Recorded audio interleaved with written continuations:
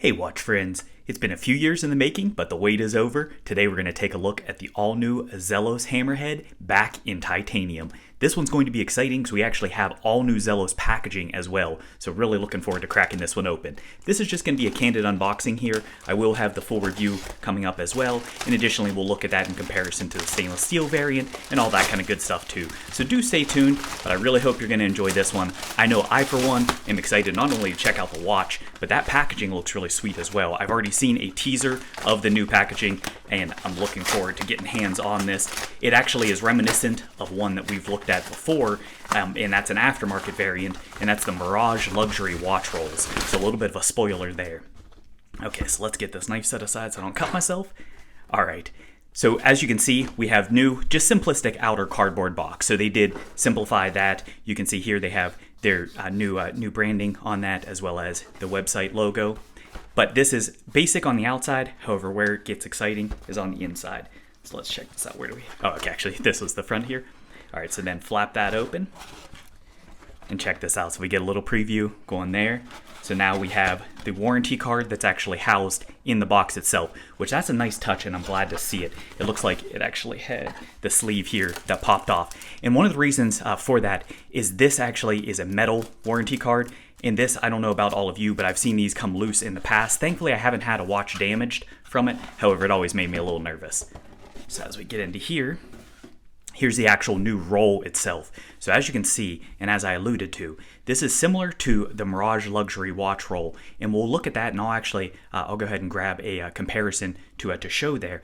But this one, it looks like it's a little bit shorter than the Mirage Luxury. You can see embossed here with the branding. This is hard case construction, and it is, nice, simplistic. But I like the compact size of this. Let's go ahead and pop it open. Okay, so we have snaps there. And then as you roll this open, oh man, I see a teaser there. All right, as you roll this open though, you can see button clasp to actually close it. But then what's really slick is this is a 3-watch roll, and it's just like the Mirage Luxury, held in with these slots instead of snaps. That is absolutely huge in my book. I love that. But as you can see though, this is a different style. So this is actually welcome here.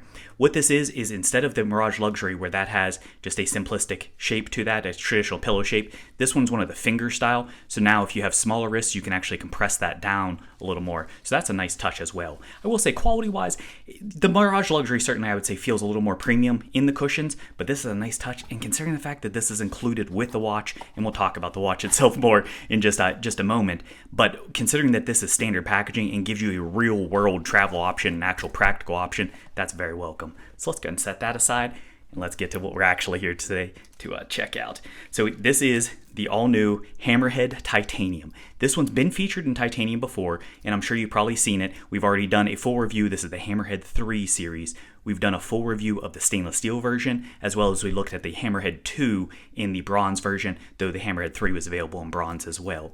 So we'll check this out as far as the basics. Again, I'm not going to get too deep into this because we're going to have the full review coming as well, and we'll get into all the nuances. But this features, beyond the titanium construction, this features all new colorways. And this one we're looking at here today, this is probably my personal favorite, even though I know it's not going to be the most popular.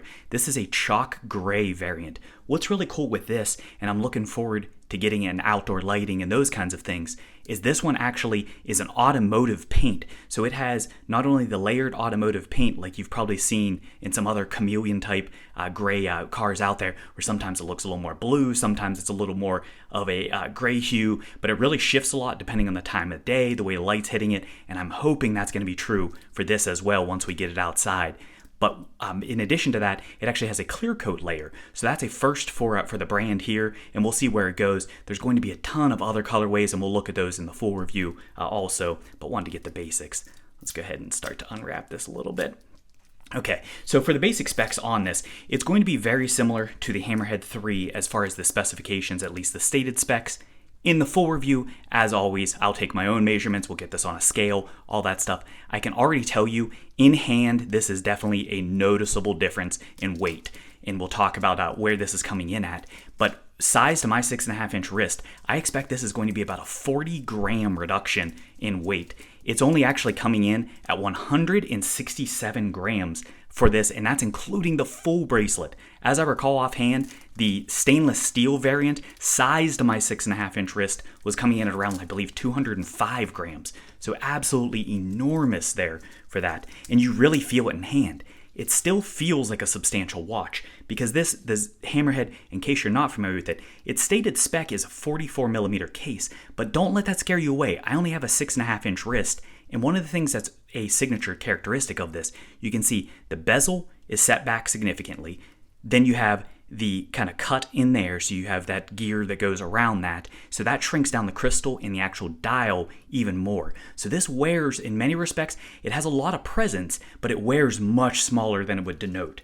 The lugs are going to be standard 22mm, so still strap change versatile. And then the thickness is definitely on the thicker side. They stated at 13 millimeters. I believe that's without the crystal. Again, I'll get the full dimensions on the get calipers on it for the full review, but it's definitely not the sveldest one in the world. However, the Hammerhead 3 is much more slim. You can see nice aggressive downturn to the lugs, so that comes right to that case back, the signature Hammerhead shape that we all know and love there, so that's awesome.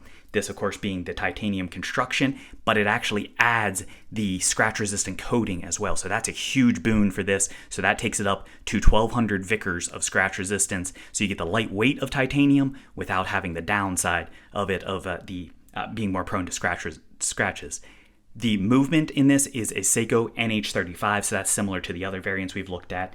And then the price is only going to start at $429, which really I don't think is bad at all, considering not only the sweet dials this has available, but on top of that, we do have the newer style. So this we've looked at previously, but this is the Toeless Micro Adjust clasp. Let's go and peel that off.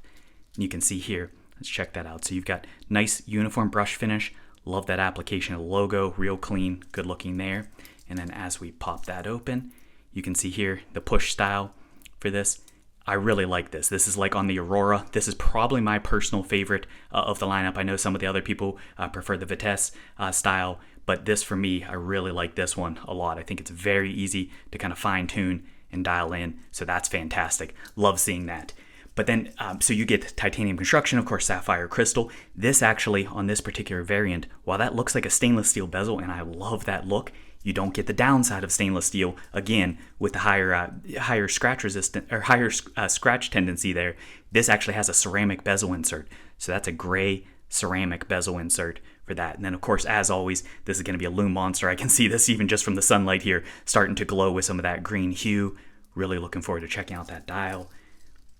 And then there it is. So this is on my 6.5-inch wrist. As you can see, the short lug to lug on this, which I neglected to say that one, this is only a 48mm lug to lug. So 44mm stated case, 48mm lug to lug. And as you can see, the male end links, they turn down so sharply that in many respects they almost wear like a female end link would, where it's pretty much just a straight drop from the lugs. So you get, to me, I like the visual appeal of this, without having the female kind of cut in and having that ledge, but without having the trade-off where you still get that straight drop. So you get all that excellent articulation. Check that out. Very comfortable on wrist. And I'm going to say, even with this full bracelet, it feels so noticeably lighter than the stainless steel version. So I cannot wait to get this sized and on wrist here. It's going to be easy to size up because just like with the other Zelos, this is going to have screw-in links. So I'm going to get those popped around. I expect it's going to be the same configuration as the stainless steel variant of that. I believe that links are going to be the same, so I can just get a quick